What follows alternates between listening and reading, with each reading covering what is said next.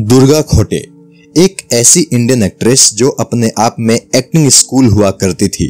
आजकल की अभिनेत्रियों के लिए दुर्गा खोटे किसी आइडल से कम नहीं है। इनकी गिनती उन बॉलीवुड हस्तियों में होती है जिन्होंने हिंदी फिल्मों में औरतों के लिए नए आयाम सेट किए। जिस दौर में दुर्गा खोटे एक्टिंग के क्षेत्र में उतरी थी, उस दौर में फिल्मों में औरतों के लिए कोई जगह नहीं थी। अक्सर मर्द ही औरतों के किरदार भी निभा लिया करते थे। ऐसे दौर में दुर्गा खोटे ने बतौर अभिनेत्री अपनी पहचान बनाई थी। किस्सा टीवी पर आज पेश है दुर्गा खोटे की कहानी। दुर्गा खोटे की जिंदगी से जुड़ी कई दिलचस्प बातें हम जानेंगे। साथ ही हम जानेंगे कि इनका फिल्मी सफर कैसा रहा। दुर्गा खोटे का जन्म हुआ था मुंबई में।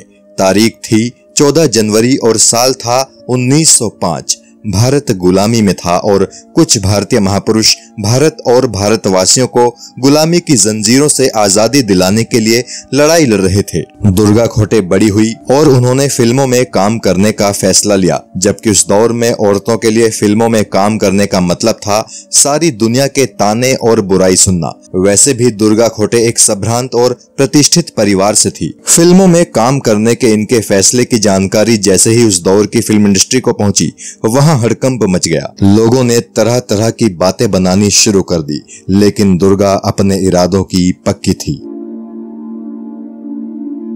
दुर्गा जब 18 साल की हुई थी तब उनकी शादी विश्वनाथ खोटे से करा दी गई थी। इनके पति एक बेहद अमीर खानदान से ताल्लुक रखते थे। इनके पति एक मैकेनिकल इंजीनियर थे। जीवन बढ़िया चल रहा था। 2 सालों में इनके 2 बेटे भी हो गए। लेकिन 2 सालों के बाद यानी जब दुर्गा 20 साल की हुई तो उनके पति विश्वनाथ की मृत्यु हो गई। उसके बाद तो जैसे इन पर दुखों का पहाड़ टूट गया। कभी किसी चीज की कमी ना देखने वाली दुर्गा को भयंकर आर्थिक तंगी का सामना करना पड़ा। पति की मौत के बाद दुर्गा अपने दोनों बेटों के साथ ससुराल में रह रही थी। कुछ समय बाद दुर्गा को एहसास हुआ कि उन्हें भी कुछ काम करना ही चाहिए। पढ़ी लिखी दुर्गा ने बच्चों को ट्यूशन देना शुरू कर दिया। एक दिन एक डायरेक्टर ने दुर्गा को फरेबी जाल नाम की फिल्म में काम करने का ऑफर दिया। इस वक्त तक भारत में बोलती फिल्में बनने लगी थी। दुर्गा को पैसों की दिक्कत तो थी ही, सो उन्होंने वो ऑफर स्वीकार कर लिया। इस फिल्म में दुर्गा को महज 2 मिनट का रोल मिला था। अपने रोल के अलावा दुर्गा को फिल्म की कहानी की जरा भी जानकारी नहीं थी। जब फिल्म रिलीज हुई तो इसके घटिया कंटेंट के चलते दुर्गा को लोगों की काफी बातें सुननी पड़ी, ताने झेलने पड़े। लोगों द्वारा काफी बातें सुनने के बाद दुर्गा भी दबाव में आ गई और उन्होंने फिल्मों से खुद को दूर कर लिया। लेकिन उस 2 मिनट के रोल वाली फिल्म से ही दुर्गा पर नजर पड़ी वी शांताराम की, जो कि इस दौर के बहुत बड़े फिल्म मेकर थे। उन्होंने दुर्गा को अपनी फिल्म अयोध्या राजा में तारामती के किरदार को निभाने का ऑफर भिजवाया। ये फिल्म के मुख्य पात्रों में से एक था। प्रभात स्टूडियो के बैनर तले ये फिल्म मराठी और हिंदी भाषा में बनाई गई थी। दुर्गा को जब वी शांताराम का ऑफर मिला तो उन्होंने साफ इनकार कर दिया। लेकिन शांताराम ने दुर्गा को काफी समझाया। आखिरकार दुर्गा ने भी खुद को एक दूसरा मौका देने का फैसला किया। दुर्गा ने शांताराम का ऑफर स्वीकार कर लिया और फिल्म की शूटिंग पूरी की। जब फिल्म रिलीज होने वाली थी तो दुर्गा को काफी घबराहट हो रही थी। उन्हें फिक्र थी कि कहीं पहली फिल्म की तरह इस बार भी उन्हें समाज की बुराइयां ना झेलनी पड़े। जब अयोध्या राजा फिल्म रिलीज हुई तो दुर्गा के काम को लोगों ने बेहद पसंद किया। कभी जो लोग दुर्गा की आलोचना कर रहे थे, अब वही दुर्गा की तारीफों के पुल बांध रहे थे। दुर्गा रातों रात स्टार बन चुकी थी। दुर्गा का आत्मविश्वास काफी बढ़ चुका था।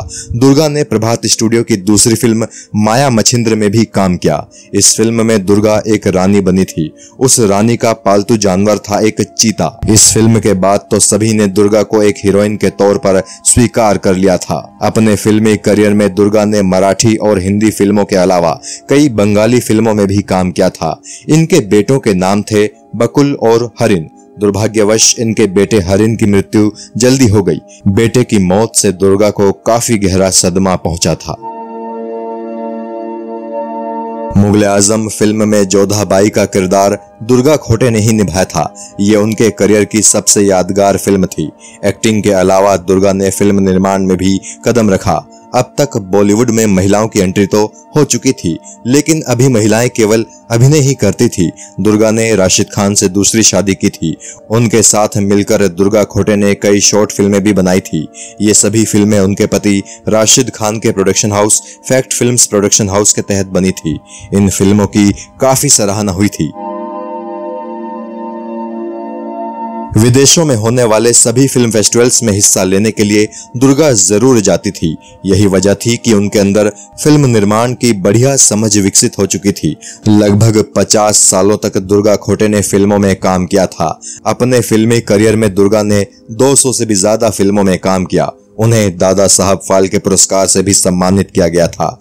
अपनी एक्टिंग पारी के आखिरी सालों में दुर्गा अधिकतर मां के किरदारों में नजर आती थी। इनकी आखिरी फिल्म थी साल 1980 में आई कर्ज। इस फिल्म में उन्होंने ऋषि कपूर की मां का रोल किया था। इसके बाद इनकी सेहत खराब रहने लगी और इन्होंने फिल्मों से संन्यास ले लिया। फिर 1991 में एक दिन खबर आई कि दुर्गा खोटे दुनिया से चली गई और उनके साथ ही चला गया भारतीय सिनेमा का एक बेहद सशक्त महिला चेहरा। किस्सा टीवी दुर्गा खोटे को नमन करता है और फिल्म इंडस्ट्री में उनके योगदान के लिए उन्हें सैल्यूट करता है। जय हिंद।